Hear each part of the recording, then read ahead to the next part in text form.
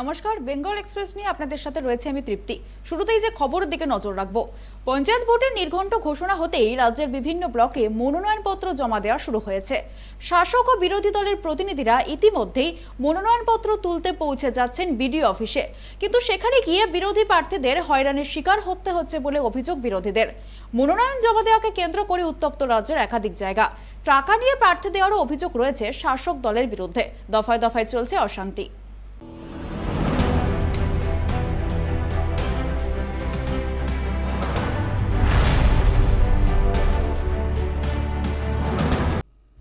পঞ্চায়েতে টিকিট নিয়ে তৃণমূল কর্মীদের বিক্ষোভে উত্তপ্ত ভাঙড়। টিকিট পাওয়া নিয়ে বিক্ষোভ, তৃণমূল নেতার ছবি আগুন জ্বালিয়ে বিক্ষোভ তৃণমূল নেতা কর্মীদেরই। দলের বিরুদ্ধে বৃহত্তর আন্দোলনের হুমকি দিয়ে টায়ার জ্বালিয়ে বিক্ষোভে সামিল তৃণমূল নেতা কর্মীরা। তীব্র উত্তেজনা মালদার হরিশ্চন্দ্রপুরেও। ভাঙড়ে সরকারি কর্মীকে মারধর, অভিযোগ থানায়। সূত্রের খবর, শনিবার ভাঙড় 2 ব্লকে আইএসএফ প্রার্থীর মনোনয়ন জমা নেওয়ায় বিদ্যুৎ ঘোষ নামে এক সরকারি কর্মচারীকে মারধর করার অভিযোগ উঠেছে, যা নিয়ে জোর শোরগোল গোটা জেলা জুড়ে।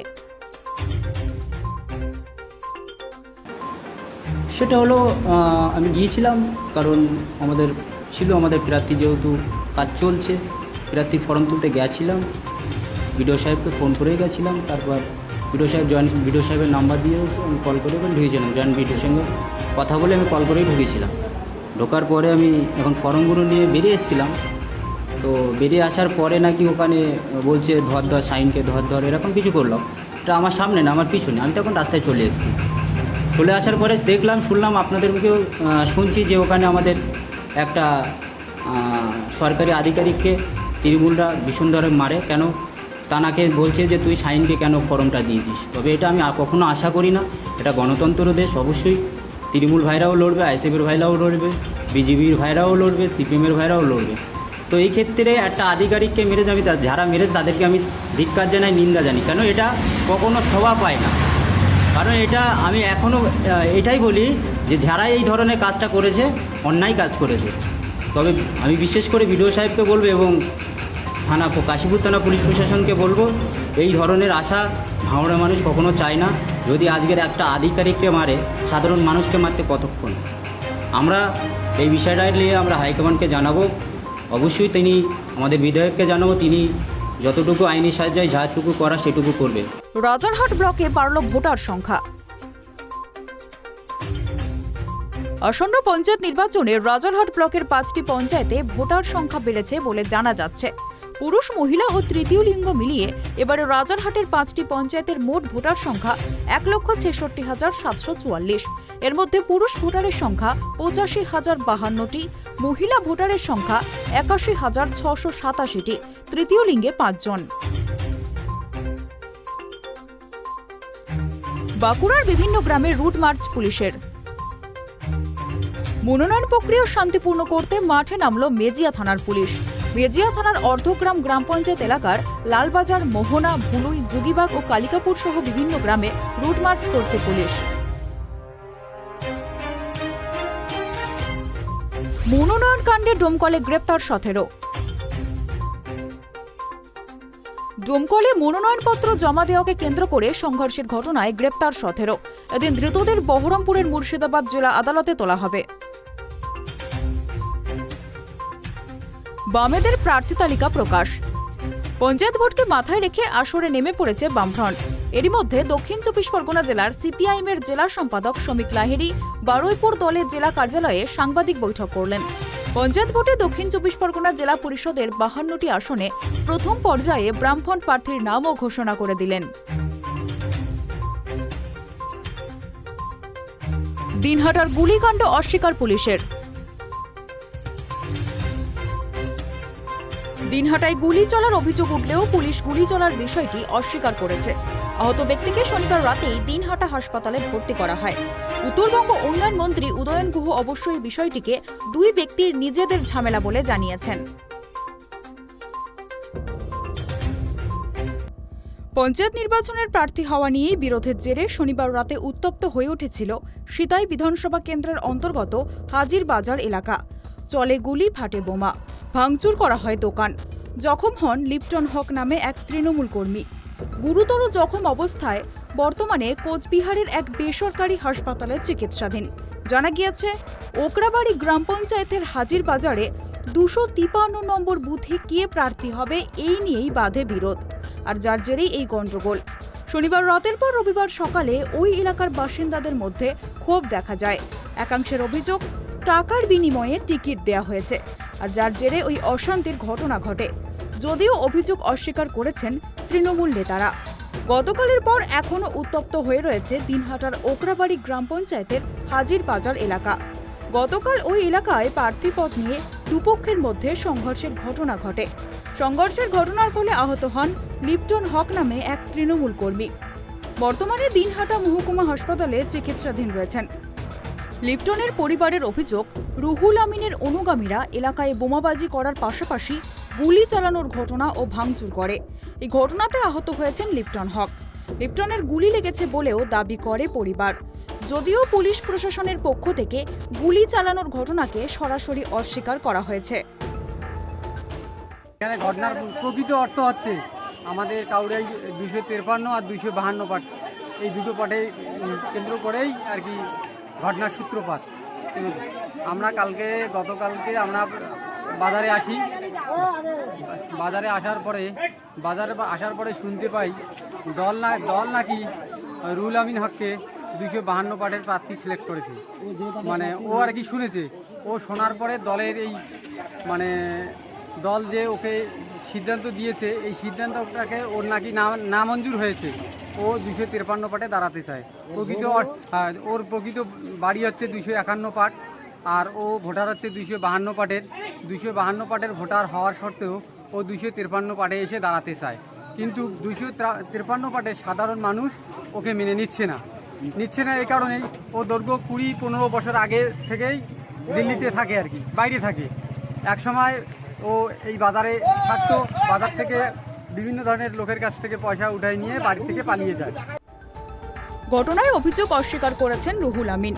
পঞ্চায়েত ভোটে টিকিট পেতে পারে সে, তাই তার উপরে আক্রমণ করা হয় বলেই অভিযোগ করেন তিনি। তাকে লক্ষ্য করে গুলি চালানো হয়েছে অভিযোগ।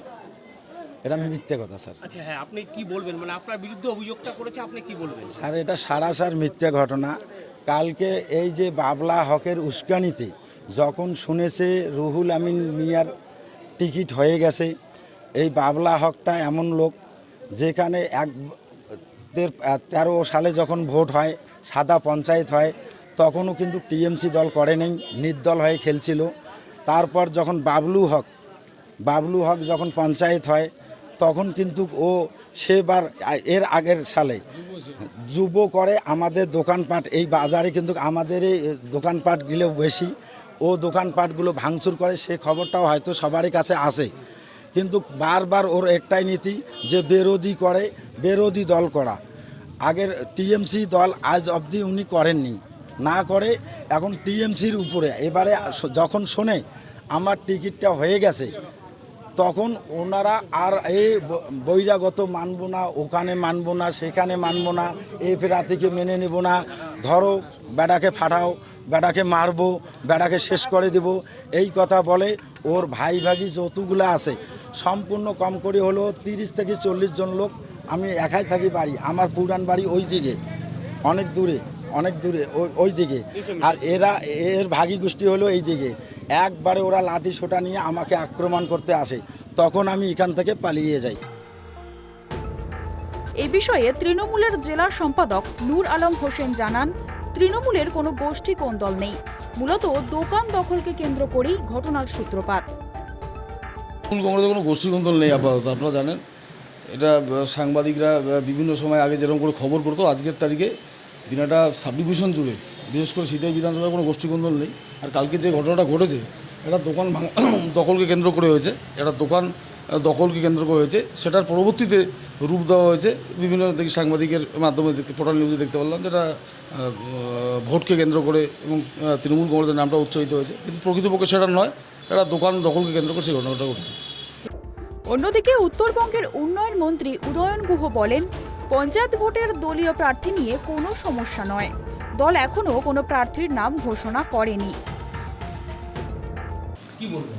আবারও বলছি যে এইটার সাথে আমার যতদূর ধারণা বা আমি যে ব্যক্তিগতভাবে যেটা মনে করি যে দলীয় কোনো সম্পর্ক নেই, কারণ দলের প্রার্থী তালিকা এখন পর্যন্ত ঘোষিত হয়নি। তো দলের প্রার্থী তালিকা ঘোষণা হয়নি, তাহলে সেই প্রার্থী তালিকা নিয়ে নিজেদের মধ্যে গোলমাল হয়ে গেল, এটা অবাস্তব ব্যাপার না। আসলে দুজনেই হয়তো তৃণমূল কংগ্রেস করেন, দুজনেই মনে করছে একটা আসনে আমরা প্রার্থী হব, আর বাবা তোমরাই হবে না, তৃতীয় কেউ হবে না, চতুর্থ কেউ হবে, এই কথাটা তোমাদের কে বলেছে? ওই করতে গিয়ে নিজেরা গোলমালে জড়িয়ে পড়েছে। দিনহাটা বিজেপির শহর মণ্ডল সভাপতি অজয় রায় বলেন, নির্বাচন ঘোষণা হতেই পশ্চিমবঙ্গে গোলাগুলি শুরু। এটা শুধুই ট্রেলার। দিদির ভাইরা বোমা বন্দুকের কারখানা করে রেখেছে। বিষয়টা হচ্ছে যেদিন থেকে নির্বাচন ঘোষণা হয়েছে তো সেদিন থেকে খুন খারাপি শুরু হয়েছে পশ্চিমবঙ্গে। তো এটা চলতে থাকবে, এটা ট্রেলার কেবল চলছে।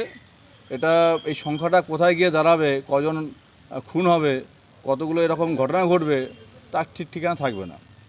কারণ আপনারা জানেন যে দিদির যারা ভাইরা রয়েছে এই পশ্চিমবঙ্গে তারা বম বন্দুকের কারখানা করে রেখেছে।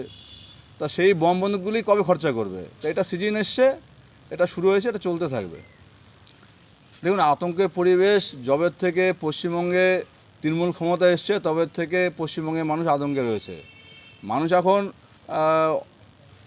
কবে চাচ্ছে যে এই সরকারটা কবে যাবে, সাধারণ মানুষ এটাই চাচ্ছে এই সরকারটা কবে পড়বে, এই অপেক্ষায় মানুষ রয়েছে। তো এখন মানুষ আস্তে আস্তে জোটবদ্ধ হচ্ছে, সংঘবদ্ধ হচ্ছে, কারণ রাজনীতিতে জনগণই শেষ কথা বলে, আর দম্ভ দাম্ভিকতা এগুলো বেশি দিন থাকে না। একসময় বামফ্রন্টেরও অনেক দম্ভ দাম্ভিকতা ছিল, তারাও যেমন আজকে নেই, তৃণমূল আগামী দিনে শূন্য হয়ে যাবে। মূলত দিনহাটা ওকরাবাড়ির হাজিরবাজার এলাকার 6-এর 252 নম্বর বুথে একদিকে তৃণমূলের হয়ে রুহুল আমিন প্রার্থী হতে চায়, অন্যদিকে লিপ্টন হকের দাদা বাবলা হকের স্ত্রী আরজিনা বিবি প্রার্থী হবে। প্রার্থীপদ নিয়ে দুই পক্ষের মধ্যেই গন্ডগোলের ঘটনা ঘটে। কোচবিহার থেকে অমিত সরকারের রিপোর্ট, ট্রাইব টিভি। পঞ্চায়েত ভোটের টিকিট বিবাদে বিক্ষোভ। কোথাও তৃণমূলের পার্টি অফিস ভাঙচুর, ভেঙে রাস্তায় ফেলে দেওয়া হলো একের পর এক চেয়ার। কোথাও আবার রাস্তায় আগুন জ্বালিয়ে বিক্ষোভ দেখালেন তৃণমূল কর্মীরা। তৃণমূলের প্রার্থী তালিকা এখনো ঘোষণা হয়নি, তার আগেই টিকিট পাওয়াকে কেন্দ্র করে মালদার একাধিক জায়গায় তৃণমূলের সঙ্গে তৃণমূলের সংঘাত। জেলা পরিষদের টিকিট পেতে পারেন অঞ্চল সভাপতি তথা হরিশ্চন্দ্রপুরের কুশিদা গ্রাম পঞ্চায়েতের উপপ্রধান মোহাম্মদ নূর আজম। এই সম্ভাবনার কথা চাউর হতেই ক্ষুব্ধ তৃণমূল কর্মীদের একাংশ। রাস্তা অবরোধ করে টায়ার জ্বালিয়ে বিক্ষোভ তৃণমূল কর্মীদের একাংশের। হরিশ্চন্দ্রপুরের কুশিদা এলাকার ঘটনা। গাজলের পর এবার হরিশ্চন্দ্রপুর। প্রার্থী ঘোষণার আগেই বিড়ম্বনা বাড়ছে শাসক দলের। বিরোধী নয়, দলের মধ্যেই শুরু হয়েছে অন্তর্দ্বন্দ্ব। অঞ্চল সভাপতির বিরুদ্ধে গুরুতর অভিযোগ তুলে বিক্ষোভে সামিল হলেন দলেরই কর্মী সমর্থকরা। এই নিয়ে শনিবার সন্ধ্যায় উত্তপ্ত হয়ে উঠল মালদার কুশিদা। অভিযোগ, উপপ্রধান মোহাম্মদ নূর আজমের নামে কলকাতা হাইকোর্টে দুটো মামলা চলছে। চাকরি দেওয়ার নাম করে এলাকা থেকে লক্ষ লক্ষ টাকা তুলে রেখেছে সে। তাকে দেওয়া হচ্ছে জেলা পরিষদের টিকিট।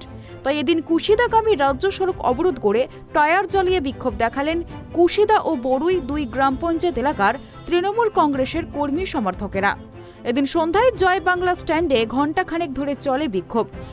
এমনকি অঞ্চল সভাপতির ছবিতে আগুন ধরিয়ে বিক্ষোভ দেখাতে থাকেন তারা।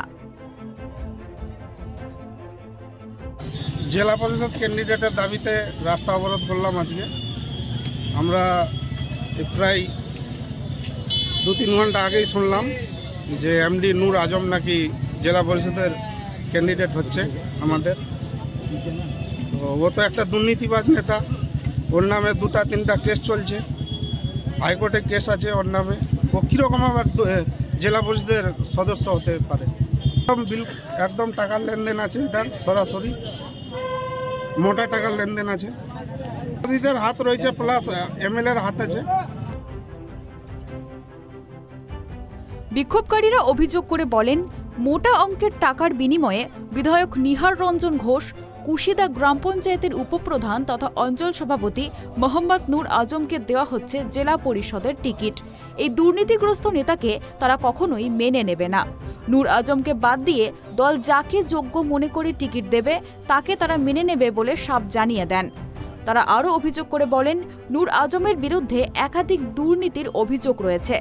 100 দিন প্রকল্পে 10 কোটি টাকা দুর্নীতির অভিযোগে কলকাতা হাইকোর্টে দুটো মামলা চলছে। দল আবার তাকেই টিকিট দিচ্ছে। এতেই পরিষ্কার বোঝা যাচ্ছে টাকার বিনিময়েই তাকে টিকিট দেওয়া হচ্ছে। 10 বছর ধরে অঞ্চল প্রেসিডেন্ট ছিল, কিন্তু আজ পর্যন্ত আজকে কোনো গ্রাম সভায়, কোনো মিটিং, জনসভা কোনো কিছু করতে জানেনি। আমরা বহুবার গেছি ওর কাছে, ফেরত হয়ে এসেছি, কোনো কথা বলে না, চলে না। আর এখানকার প্রত্যেক গ্রাম সভার মধ্যে কংগ্রেসীদেরকে দিয়ে ওর তৃণমূল তৈরি করছে। কংগ্রেসীদেরকে মধ্যে এই যে যেমন নূর আলম কি বলে লোকসভায় যে দাঁড়িয়েছিল মৌসম নূরকে নিয়ে যে মিটিংটা হয়েছিল কুশিরাতে, 90% অর্ধেক পার্সেন্ট লোক কংগ্রেসী লোক ওই মিটিংয়ে ছিল। আজকে মৌসুমী নূর হারার কারণ হচ্ছে কংগ্রেসীদের জন্য।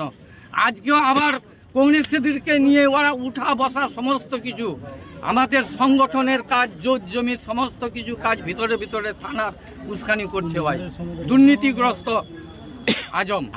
নূর আলম, ওই যে আজম যে আছে, সে তো এক হচ্ছে বামফ্রন্টের, দীর্ঘদিন বামফ্রন্ট করেছে এবং বামফ্রন্ট থেকেই ও জিতেছিল। বামফ্রন্ট থেকে জিতার পরে ও একটা বৃহৎ স্বার্থের জন্য ও এসছে তৃণমূলে। ও তৃণমূলের জানে না, তৃণমূল সম্বন্ধে কিছুই জানে না। জীবনে কোনো দিন তৃণমূলের জন্য কোনো সংগ্রাম করেনি, কোনো ভালো মন্দ কিচ্ছু করেনি। এখন ও বৃহৎ স্বার্থ, নিজের স্বার্থ ছাড়া অন্য কিচ্ছু ও বুঝে না। ও যা কিছু করেছে 5 বছর ধরে ও সমস্ত নিজের জন্য।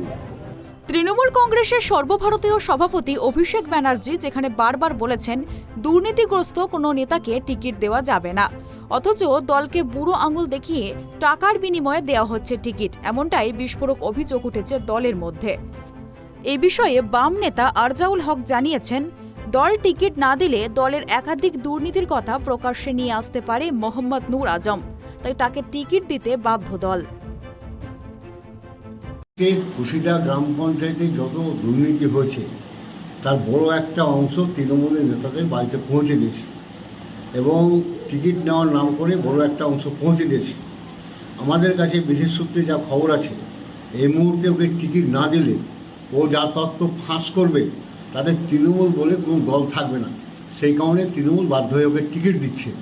আর যারা সাধারণ সহজ লোক তারা বিক্ষোভ করছে, বিক্ষোভ করলেও তৃণমূলে কিছু যায় আসে না। এই মুহূর্তে ওকে টিকিট না দিলে যদি তথ্য ফাঁস করে দেয়, ওর বিরুদ্ধে মামলা আছে, 10-12 কোটি টাকার মামলা আছে, বিভিন্ন চাকরির নাম করে টাকার বিষয় আছে। ওকে চাকরি না দিলে তৃণমূলের যে তথ্য সেটা ফাঁস হয়ে যাবে এবং তৃণমূল দলটা একটা কেলেঙ্কারিতে যুক্ত হয়ে যাবে। সেই কারণে ওকে টিকিট দিতে বাধ্য হচ্ছে। কংগ্রেস নেতা মুস্তাক আলম বলেছেন, বিনা পয়সায় টিকিট বিক্রি হয় না, যেখানে টাকা সেখানে তৃণমূল। ওদের একাধিক নেতা মন্ত্রী জেলে রয়েছে, যারা তোলাবাজিতে যুক্ত তাদেরকেই প্রার্থী করবে। বিক্ষোভ তৃণমূলের দলগত ব্যাপার। যেখানেই টাকা সেখানেই তৃণমূল। আর দ্বিতীয় কথাটা হলো পঞ্চায়েতের করাপশান, যেটা নতুন কথা নয়। মহামান্য আদালতে মালদা জেলায় ফ্লাডে 2017 সালে 58 কোটি টাকা করাপশান হয়েছে।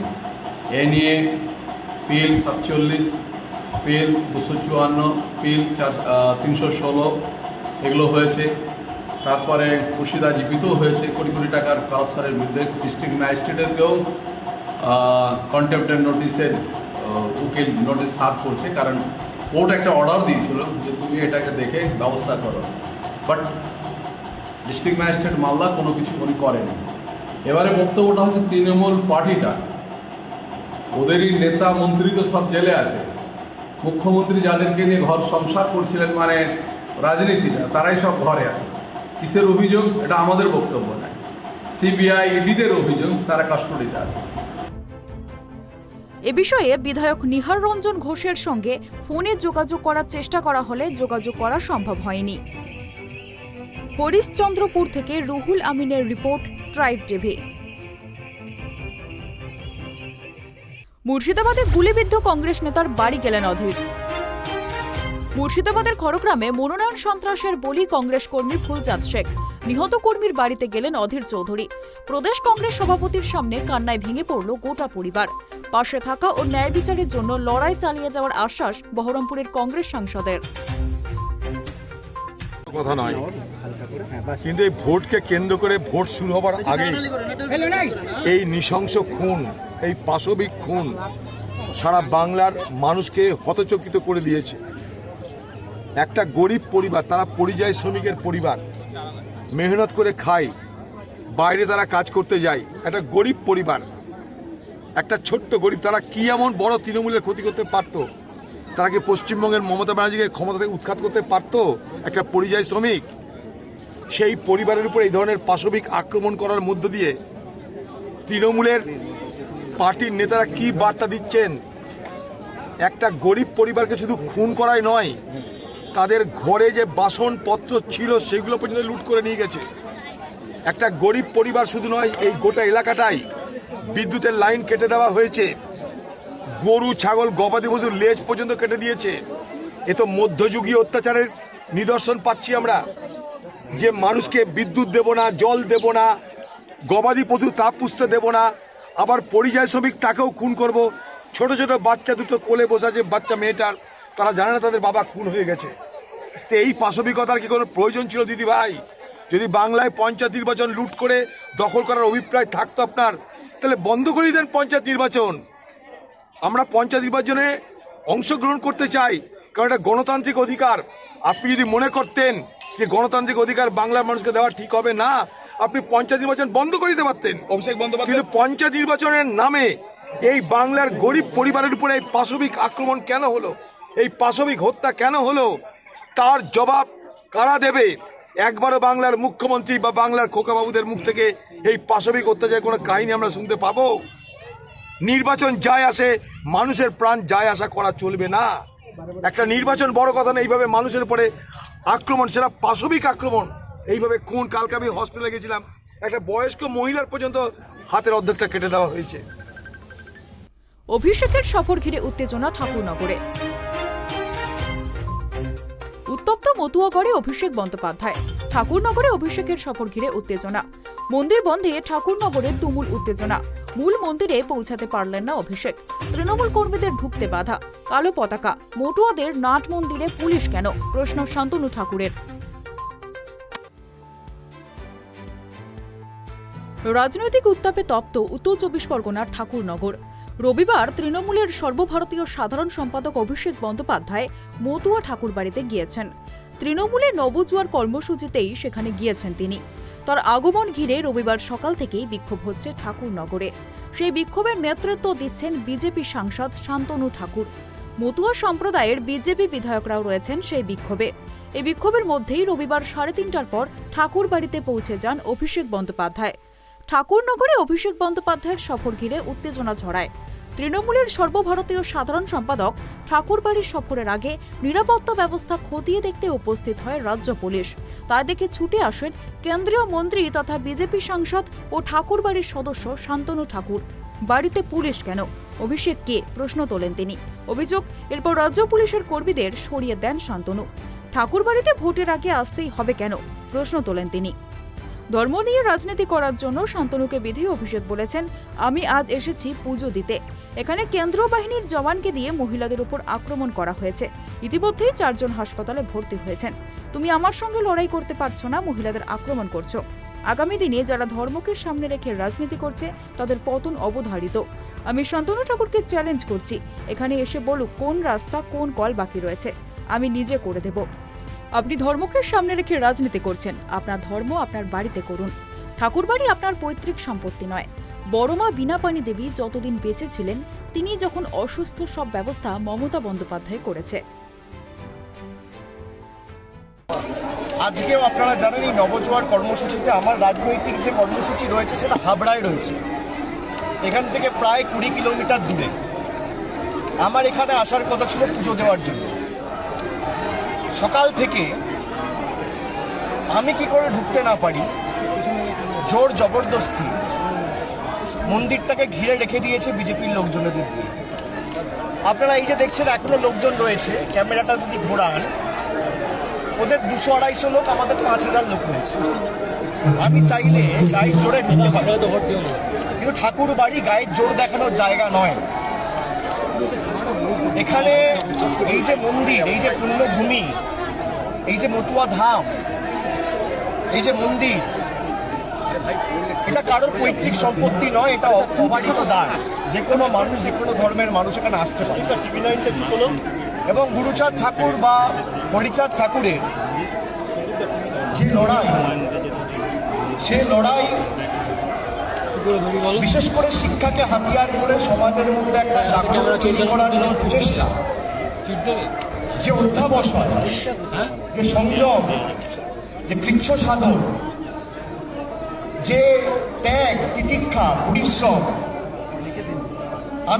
আমি মনে করি সেটা পুরোপুরি আজকে কুলসিত এবং কালিমালিপ্ত করল এই শান্তনু ঠাকুর এবং তার গুন্ডা বাহিনী। এর জবাব আগামী দিন আমি মানুষের কাছে, মানুষ যাতে এর জবাব দেয়, আমি এর দায়িত্ব, দায়ভার মানুষের কাঁধে তুলে দিয়ে যাচ্ছি। শান্তনু ঠাকুর যে বাড়িতে থাকে সেখানে যে জলের ব্যবস্থা, সেটা মমতা ব্যানার্জি করেছে। যে রাস্তাটা দিয়ে হেঁটে তৃণমূলকে ধমকাচ্ছে, চমকাচ্ছে, রাস্তাটা মমতা ব্যানার্জির করা। যদি কেউ ভাবে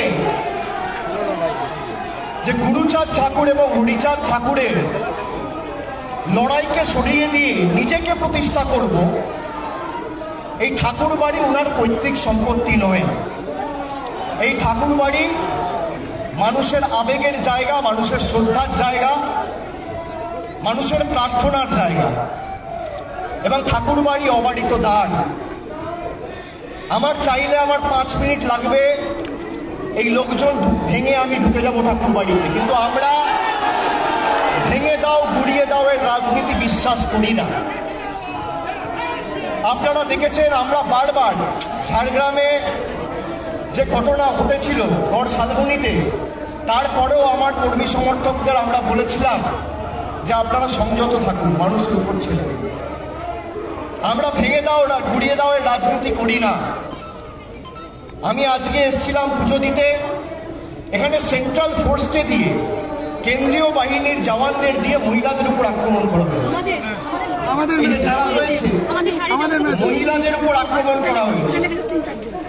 ইতিমধ্যেই 4 জন হসপিটালাইজড। কাপুরুষ, তুমি আমার সাথে লড়াই করতে পারছো না, মহিলাদের আক্রমণ করছো। আগামী দিন যারা ধর্মকে সামনে রেখে রাজনীতি করছে, তাদের পতন অবধারিত। তাদের পতন কেউ আটকাতে পারবে না। আমি শান্তনু ঠাকুরকে চ্যালেঞ্জ করছি, আপনি আসুন, এখানে কোন জল কল রাস্তা গ্রামে বাকি আছে আমাকে বলুন, আমি করব। বলতে পারবেন?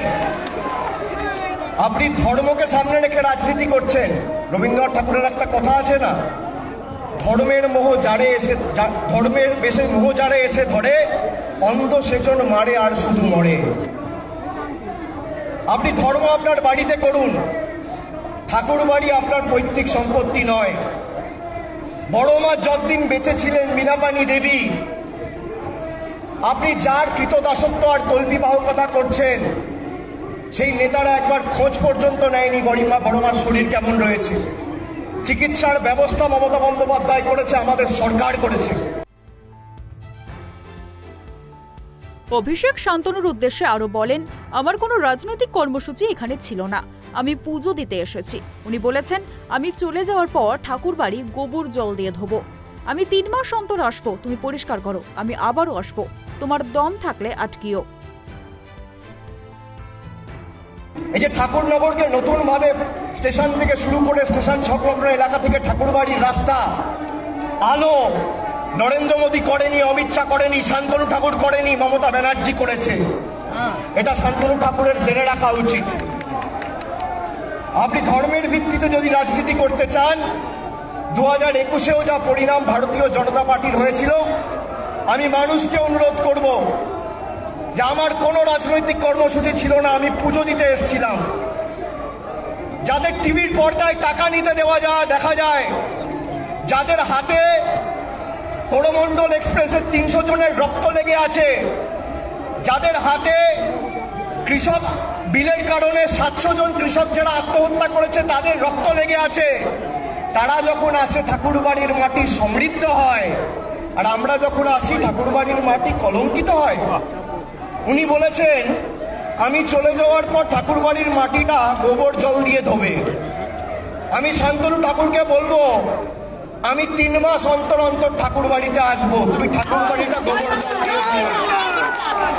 অন্তত পক্ষে এই ফাঁকে ঠাকুরবাড়িটা পরিষ্কার পরিচ্ছন্ন থাকবে আর গোবরে এদের হাতটা পড়বে, নইলে তো এদের পা মাটিতে পড়ে না। কম করে ধোয়া মোছার কাজটা বিজেপি করতে পারে, আর তৃণমূলের কারণে বিজেপিকে গোবর জল আর জল দিয়ে রাস্তা পরিষ্কার করার বাধ্যতা তৃণমূল কংগ্রেস করতে পারে, এটা প্রমাণিত। আর একবার প্রতিষ্ঠা করে গেলাম। শান্তনু ঠাকুর মতুয়াদের হয়ে লড়াইয়ের পরিবর্তে দিল্লির চাটুকারিতা কৃতদাসত্ব করছে বলেও তোপ অভিষেকের। তৃণমূল মানুষের অধিকার নিয়ে লড়াই করে বলে দাবি তার। আগামী দিনেও তা বজায় রাখবে বলে জানিয়েছেন ডায়মন্ড হারবারের সাংসদ। Bureau report, tribe TV.